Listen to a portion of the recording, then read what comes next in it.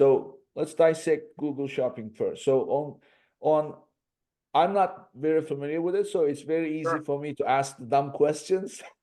So we can really understand.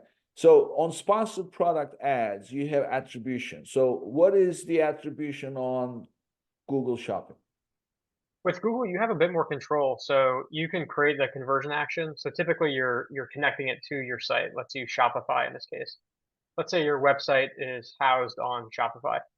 Um, there are kind of two, let's say three standard ways to do that.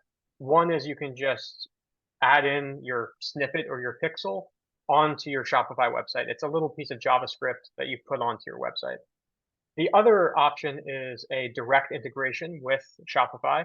So when you can add in a Shopify plugin, like the Google and YouTube shopping plugin, you can add that in and it'll automatically create conversion actions within your Google Ads account that'll track purchase, checkout, add to cart, and view content. So it'll track each step along that funnel.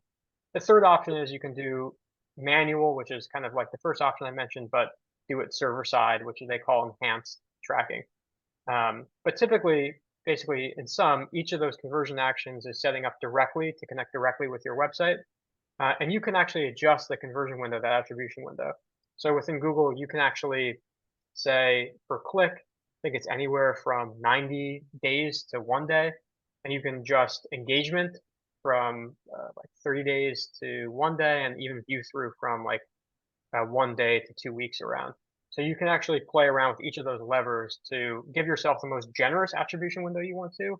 Or what I'd recommend is kind of err on the more conservative side and tighten your conversion window to give the most accurate reporting to the platform. Because ultimately, not only will you be making optimizations based on the conversion data you get, but the algorithm will also be learning from those conversion signals. So you want to make sure it's getting the most accurate conversion signals possible.